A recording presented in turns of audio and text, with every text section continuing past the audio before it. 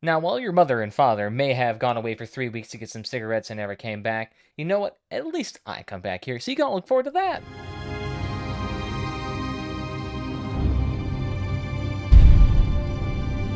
Either way, welcome back, everybody. Today, we have some lovely news. I know, who would have guessed it? Crossout news again. Huh. Uh, oh, what a jokester. No, but no. Seriously, we have a lot of news here today. We got, I think at this point, it's like 3 weeks worth of backlog news here. Although, oddly enough, it is still sparse. But either way, not here or there. Let's take a look at what we got here. So, new features the upcoming season, Part 4. Now, let's go ahead and go along with the other 3 parts of the blog. So, that was we already covered in previous videos. So, if you want to take a look at those, go ahead and take a look at those.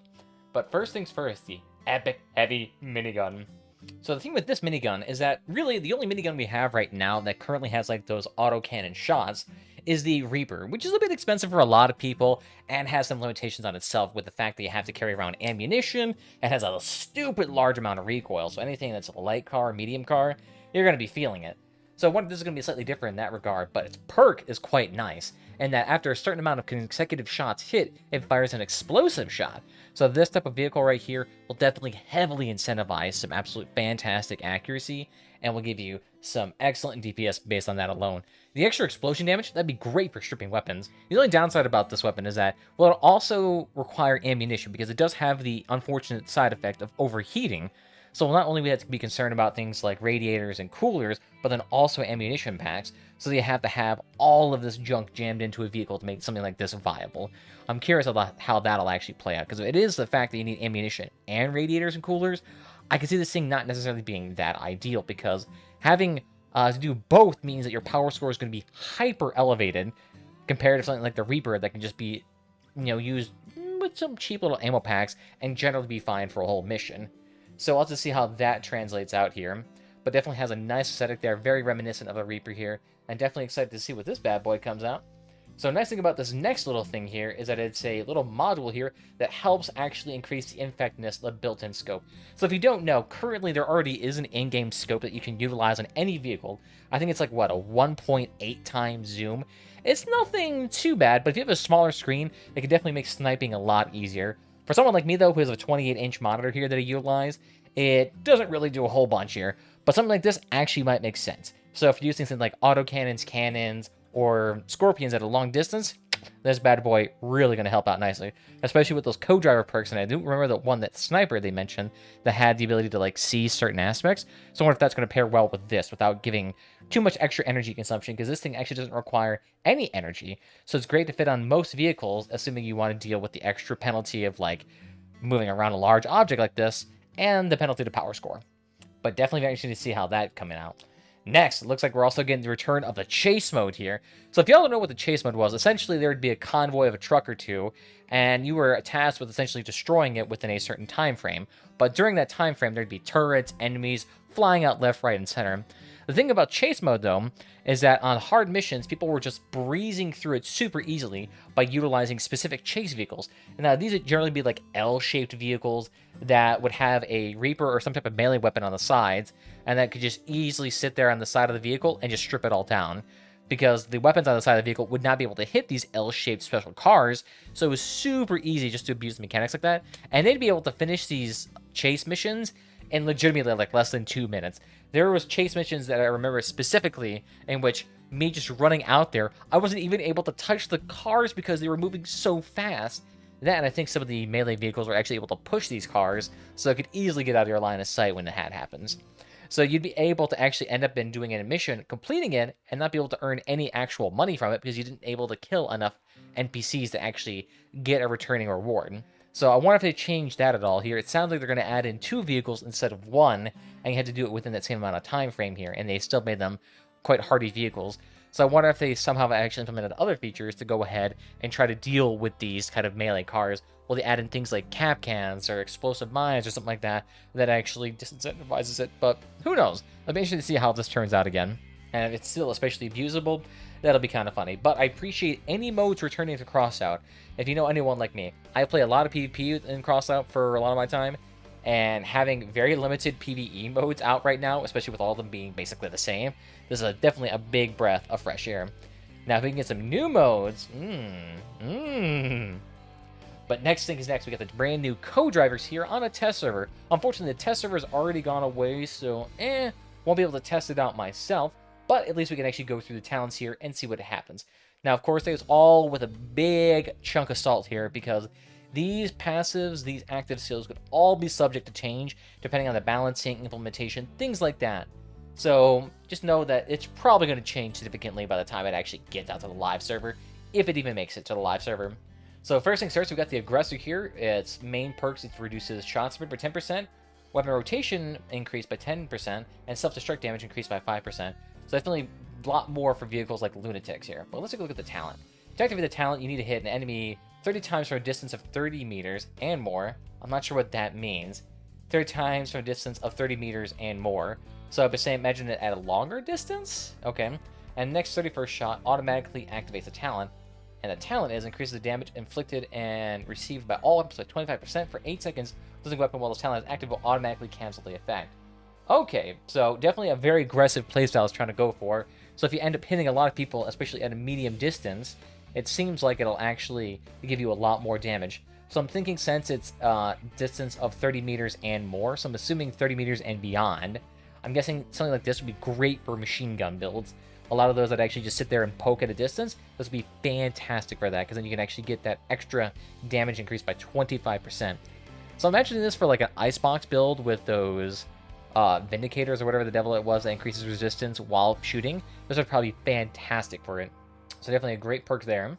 Next we have the Tank Man here. Generate explosion power reduced by 20%. Car's armor durability increased by 5%, so that's actually pretty significant. And power penalty from movement parts decreased by 10%. So this is the one that actually showcased a long time ago there, which I'm still curious as the power penalty, but good they actually clarified it was a power penalty and not something like the max speed or anything. So power is like how many wheels do you have applied to a car that generally slows acceleration. Except with this, your acceleration shouldn't be nearly as impacted. But the talent here is that after you get hit 3 times, at least 1 second muscle lasts between hits from one enemy, and charges go down over time. So you gradually accrue charges with this perk, and then increases resistance and damage by 30% for 4 seconds. The one thing about this talent is this: if there's going to be a cooldown with this, that'll be definitely interesting to see how it is.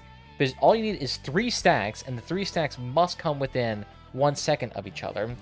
So theoretically, if the perk lasts 4 seconds, if there's no cooldown, there is a potential that you could have this perk activated 24/7, assuming you're getting constantly fired upon. So things like machine gun fire, that could incidentally trigger this talent all the time.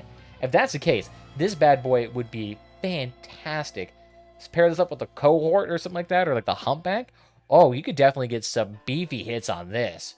Definitely to see how that perk will turn out. I imagine there's probably going to be an internal cooldown time of some sort, because if that's the case, this perk could legitimately be up 24/7. You need 3 hits with 3 seconds in between, so 3 seconds in total, and it lasts 4 seconds.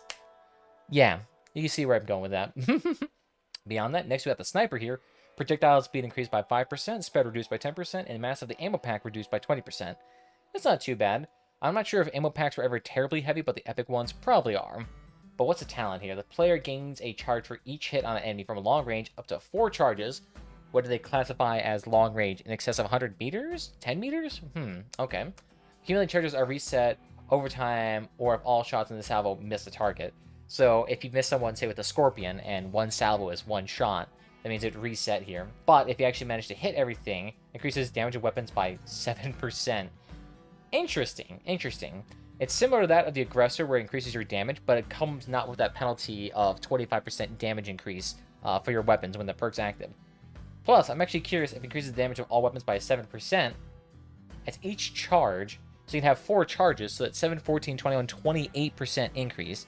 So it's even more damage, but you have to hit consistently with them. Okay. It also depends on how fast these charges reset, because if they reset every 10 seconds, I mean, I could reasonably see someone actually doing a decent amount of damage with this. Especially on something like a Whirlwind there. Ooh, I could definitely do some deeps. Because that Whirlwind has extra damage for the distance traveled. And if it gets an extra 25% on top of that, I mean, that could be pretty dang significant. We'll have to see how that turns out. But for Scorpions, that'll be really excellent if you're a really great shot. And be able to peel off weapons with that bad boy. Ooh. Next, we got the Infiltrator here. Visibility range of your car's silhouette and stealth is reduced by 10 meters, which is pretty alright. Invisibility modules recharge 10% faster, which is kind of nice for dog builds. And the maximum kinetic speed is 5 kilometers per hour higher. Nice. As long as you're not limited by tracks or anything, this could definitely be heavily utilized. The talent charges if you stay a close enemy for 1.5 seconds. Okay. The talent charging process stops for 4 seconds if your car was damaged. Okay, so you gotta be sneaky and not get damaged at all, which makes sense because taking any damage while in stealth immediately breaks stealth and increases outgoing damage by 25% for 5 seconds. Ooh, interesting. So it's kind of like a interesting, I guess really it's a similar thing as the Howl Cabin, except where if you take damage, it stops charging. But if you're already at the car for 5 seconds anyway, I mean, it could definitely be a lot of damage. I mean, paired this with a Harvester with some, let's see, like the Tormentor that increases your damage of melee weapons for a certain amount for a little bit of time, and the Howl Cabin, like you could easily get like an extra 60% damage on your melee weapons for a short period of time. So you can definitely see that being really advantageous. Or you could actually, you know what, you could probably pair it with the Ghost that increases the damage depending on how long you're in stealth. So that could also be really heavily benefiting from something like this. So Infiltrator with the Ghost Cabin, Harvester, and Tormentors, like you'd be able to chew through cars. Ooh, we just need to see how that turns out. They definitely made the co-driver perks a lot more usable. Dang, son. Next we have the Rogue here. Increases durability movement parts by 10% here. Armored cars tonnage increased by 500. Whatever that's supposed to be. I assume it's supposed to be kilograms. The vehicle is less affected by the slowdown effect from Tesla cannons. Interesting. Out of all things, it's only specifically affected by Tesla cannons. So that'd be things like the Spark and... wasn't it called like the Tesla too? Okay. Takes with the talent, you must stay behind the enemy. If there are center opponents, then the talent is charged faster. The talent quickly disables if you drive away from enemies. And increases the damage of all weapons by 15%. So very similar to that of the Infiltrator, but with more of a focus on just like straight up being behind them and doing a lot of damage. But the fact that you get an extra tonnage and movement speed, or durability with movement parts, probably makes this a bit more tantalizing than the Infiltrator. Plus the fact that it's able to go for 15% damage overall for all weapons, instead of just for the 5 seconds, that might be more beneficial. But definitely very interesting here. It's a lot more consistent than the Infiltrator. Next, we got the Ravagery here. Durability of parts, or sorry, I should really refrain from that. My ability to speak just goes down dramatically the longer these videos go on. And we're only at 13 minutes here recording. Jesus, I could go for like an hour sometimes. All right, whatever. Either way, Ravager Drone durability increased by 10%, and drone activation speed increased by 20%, so you can spam a lot faster, and they're decently more durable. And delay before drone attacks for your first target is reduced by 10%, so it's able to lock on and fire more frequently, so that could be really beneficial for something like the Ridneer or the Sidekick. Okay, not too bad. Talent activated after being close with summon drones and turrets for 6 seconds. Talent does not take into account being near quadcopter drones. Yep, I was gonna say that makes sense. So if that's the case, then this Ravager perk is useless for quadcopter drone builds. Increase the damage dealt by the drones and turrets for 20% for 4 seconds. Not too bad. And you have to be close for 6 seconds here, so you can't overlap these perks at all. Okay, can't keep it permanently on, I should say. The range of the talent is very limited, so you need to stay close to your drones and turret as possible. Yeah. It's kind of a downside because the issue is that these drones already have a pretty hard time of dealing with you being close to them. So if you're just going to sit there and be really close to them, you're not really going to be able to utilize the perk terribly effectively. Now, that being said, if you're utilizing something like the Barrier 9, I believe that's what it's called, with some turret drones, and you'd be able to lock down a point pretty effectively, since you'd be able to keep yourself nice and shielded while staying near your drones, able to get that more damage there. Downside makes you vulnerable to things like melee builds or anyone that just rushes you, really. Plus, then you have to stay in the point, being very in the open, so not ideal. But definitely be interested to see how this turns out with something like a sidekick build, or a grenade kick, or the explosion when the fuse. Next, we got the operative here. The weapon spread while moving reduced by 50%. Okay, so much more of a fight on your feet thing. Radar active range increased by 10%. Nice. And the armored car is powered, increased by 10%. So it allows you to basically just have better acceleration, turning, things like that. To activate the talent, you need to keep an enemy within your sights for 2 seconds. Taking damage resets the effect of your talent. Highlights explosive modules on the enemy's vehicle and increases the damage to it by 15%. And it lasts 6 seconds. Nice. So if you are within sight for 2 seconds and you don't take damage, you get this extra like visual line of sight. So great for snipers and things like that can actually penetrate, especially like 88s or anything like that can actually go through parts. Very nice there, if I do say so myself. And increases damage to that by 15% too. So definitely heavily incentivizes things like quick sniping. So definitely be very nice. Although I wonder if it increases the damage by 15% overall for the duration effect, or only for the single shot. So definitely be seeing how that actually works out.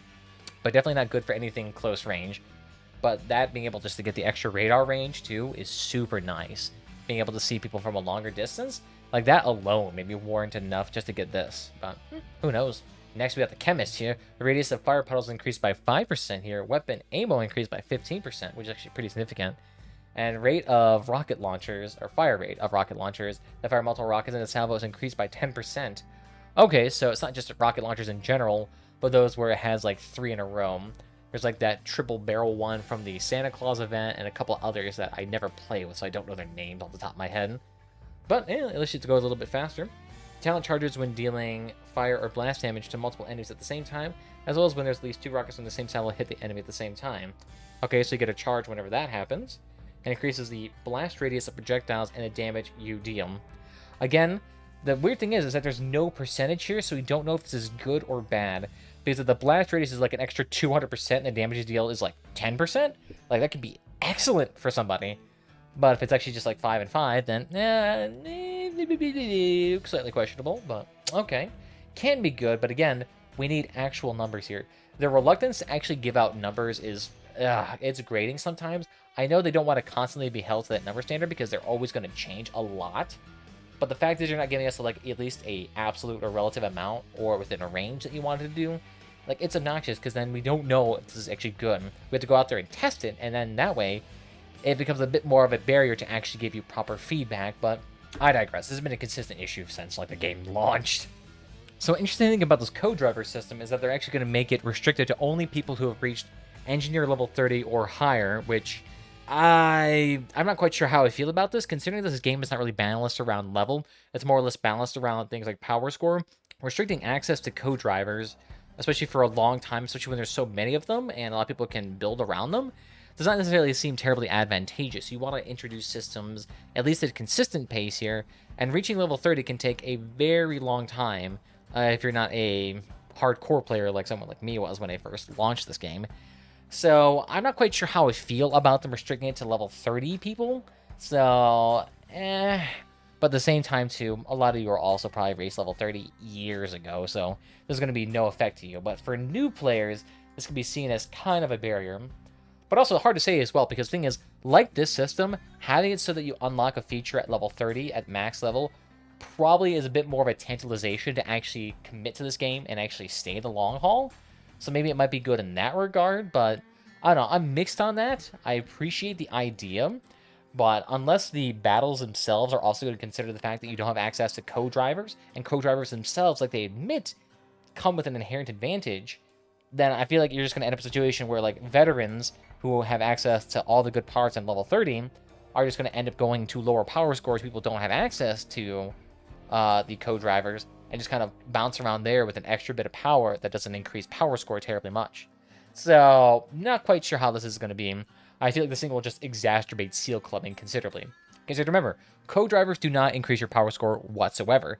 So if it gives you a 25% damage bonus when you're doing X, Y, or Z thing, that can translate to a huge advantage. And then if you paired it with someone who is bad at the game and brand new, and someone who's experienced at the game, and you pair them in the same lobby because they have the same power score, it's going to be kind of a bad time here. So they should really not do this. Or if that's the case, they should modify it so that when there's a level, someone below level 30 within a game, that the co-drivers just turn off. That would have to be the system, but I don't know. That would just be me, though, because the issue is then if you do that, the one that increases your tonnage, and people who make very close to the line builds that utilize all the tonnage plus a 500, then it can be a bit issue when the co-drivers are turned off. So, hard to say, but I mean, better than just like straight up restricting the system until the very end. Not a big fan of this idea here. They probably shouldn't do that, but I don't know. Let me know what you guys think about it. Should they restrict co-drivers to people level 30 and above? Let me know. And beyond that, they also actually implemented a pretty significant change here to the Cabin Master, which is the one that allows you to heal parts. This one here, they actually reduced its power score, increased the reduced max speed, but it kind of changed basically to a medium cabin so it can actually accommodate more weapons. So you can see all the changes here, but definitely seems like it'll be a lot more usable because a light cabin itself is very limited on the amount of weapons you can utilize, or you basically have to go with a glass cannon build, which is not really ideal for something that's meant to be slightly more durable. I mean, it's kind of what the whole point of the recharging mechanic is on the weapons, but definitely nice to see. My guess is probably having the Master Cabin was getting absolutely dogged on in PvP, especially with how short these battles are. They probably can't utilize that perk terribly effectively, but definitely good to see some changes here. And then beyond that, the SD-15 Explosive Vulture Drone looks like it's had a lot of its perks basically increased a bunch. So it's definitely going to be a lot more of an effective suicide drone. Plus, it also does periodic damage before it explodes. So definitely very interested to see how that turns out. I'm curious if we're going to go the same route for something like the Fuse Drone, which is also very limited in its successfulness, but I also don't have access to the backlog statistics. I actually showed their success rate on that, but yeah. But definitely great to see if you're a big Vulture Drone user. Congratulations. This thing just got a massive buff. And definitely going to do a lot more damage and strip a lot more parts off. And then for the final little mode here, looks like we finally got ourselves a beautiful look at the brand new Chase mode map here, which does actually look kind of nice. I won't lie. It does look really beautiful here. Long open stretches of road, which makes sense. This is a chase map after all. Definitely gives me some very strong Syndicate vibes here with all the cherry blossoms everywhere. How do we make something look like a Syndicate? Oh yeah, cherry blossoms and pink coloration everywhere. Because like this is very typical what looks like Crossout theme, and then you just see the skyline. It's like, oh yep, skyscrapers, yep, Syndicate. So definitely a bit more interesting out here. I definitely do like the look of it. Any sort of different coloration, I'm always a big fan of. Ooh, and it looks like we got some sort of like pseudo rail system here. I wonder if we can climb on that. So definitely a beautiful looking map here with a lot more open spaces, and it's definitely geared towards the chase mode. If you actually read the post itself, it's exclusively coming to chase mode. I wonder if it'll actually ever come out to regular modes at some point in time. It's definitely a very open map though, so it wouldn't heavily incentivize traditional PvP, but who knows, maybe they might use it for an event map at some type as well. But yeah, lovely map here, love the look of it, and I love that it's coming with the brand new chase mode. Although I wonder if they're going to be utilizing the other chase maps, or the other convoy maps when using this, or it's only going to be exclusively chase created maps. I feel like they'd want to go for more of like a ubiquitous design that could be utilized for multiple modes and not just like for one at a time. But I don't know, we'll see how it turns out. Definitely does look very jazzy here, and those who love the Syndicate, congratulations. You guys got some more booty. Of course, before I even begin to edit this video, they're ready to lay yet another fat steamer on our chest here. Look at that. So now we got part 5 of this full plot series of this lovely dev blog here. Let's go ahead and take a look at what we got here. Why not? This video is already 20 minutes long, so let's make it longer, baby. Either way, we got ourselves a passive defense module of legendary rarity. Now, it kind of looks like a little bit of like a robot torso. At least it kind of looks like to me.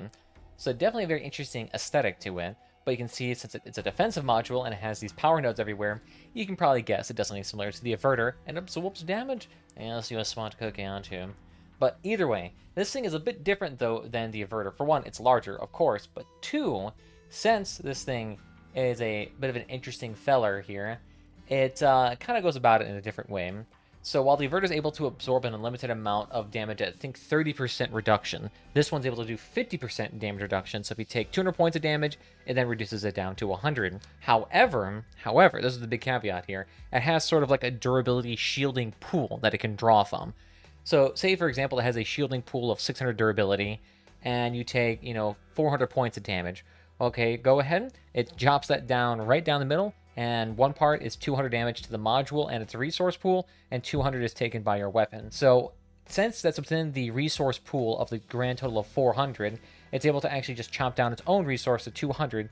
So it's able to take another 200 points of durability, i.e. if another connected part takes 400 durability damage, it's able to absorb that. However, the thing is that if you exceed this resource threshold, what happens? So in the case of you actually exceeding the resource threshold, what ends up happening is that the module then takes on that extra damage it's not able to absorb.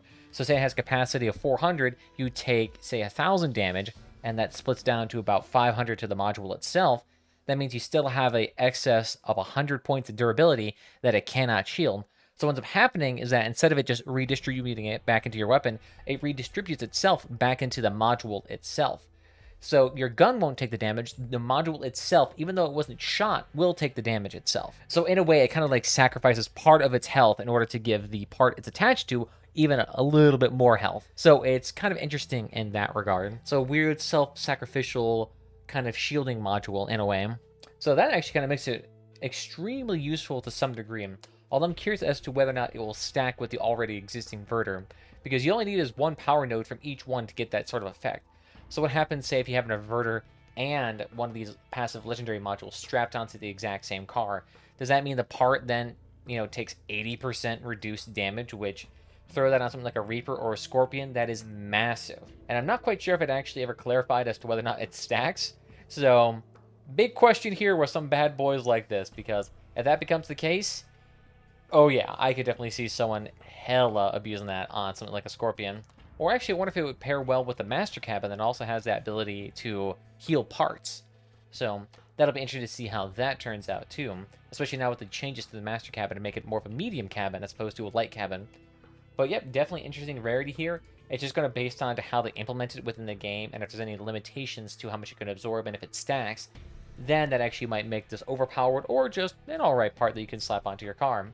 Although cannons on that bad boy probably would easily saturate its pool, but who knows. Next, we got the lightweight legendary cabin. A lot of legendaries here. We've gotten, like, I think, what, 3 legendaries already? An epic minigun? So, not a lot of, like, low-tier stuff here, but a lot of high-tier stuff. But either way, this cabin, lightweight cabin, you know what they do. They go fast, they go vroom vroom.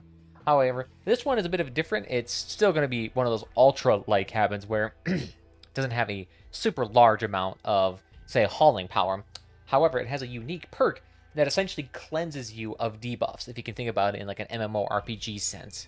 Where what happens is that, say if you have heat accumulated on you, you have stacks of spark, you have some overheating in just general park cars, or of some other miscellaneous aspect. Maybe you're slowed down, harpooned, you have a drone strapped to you that's about to explode, pop this bad boy's perk, and it cleanses all of that, and now you're free to move again. Essentially, it kind of seems to how it works. But the one thing is, too, is that when it cleanses you, does it give you a period of brief immunity from all of these deleterious effects, or does it just go ahead and just cleanse it once, and then it can be reapplied immediately? That's what I'm kind of thinking. Because something like this, say if it destroys like a cap can harpoon, and then it just immediately harpoons you again, it may not necessarily be the most like super useful perk, but for something like this, where you get a lot of heat put on you immediately, you can then cleanse off all that heat immediately too. So that way you can probably end up actually sparing your car a decent amount of damage. Say if you get like accidentally walk into a liquid fire, then all of a sudden your cart is heated to 100%, then yeah, you're probably going to want to cleanse that immediately, just to give you that little extra durability. Now, of course, since it's a light cabin, probably going to be much better for things like that actually deal with a lot of maybe chances to actually get heated up. So maybe melee builds might be able to utilize that cleanse more often. Especially considering that heavy builds can't use it because it's a lightweight cabin. So it probably won't be able to haul that much. But interesting perk nonetheless. Definitely nice to see something with a cleanse here.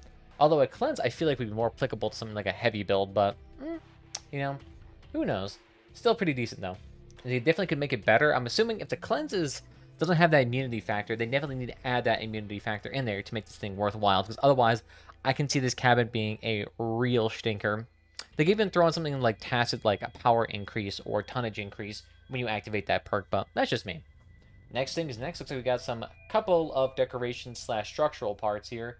So we got ourselves some very Steppenwolf-esque parts here that don't look that bad, I will say so. Definitely great for trying to flush out more of a military-esque vehicle. And these will be nice for anyone with dealing with large radius weapons. Like, that thing's gonna look real nice. Or if you just want to put a smiley face on your car, now you got an option. Beyond that, looks like we got ourselves some brand new decorations. We got some rear view mirrors and some LED neon lights, whatever they're called. Probably neon. Definitely look very jazzy. So if you want to get more of a syndicate fashion there you go. But I think that's going to be everything when it comes to this lovely patch here. There's some more text down here if you want to go ahead and read it, but I think that's pretty much going to be everything here because, again, I remember this video is way too long and I'm getting tired. But I think it's going to be pretty much everything here. So congratulations, you managed to make it through another video with me talking about news for way too long of a time. So if you've enjoyed what you've seen today, feel free to follow whatever platform is your favorite. We also have subscriptions or memberships for the YouTube channel now, starting at $1 there for some cool exclusive emotes. So feel free to have access to that. Other than that, guys, I want to thank you all for joining this evening. I'll see you guys next time. Bye-bye.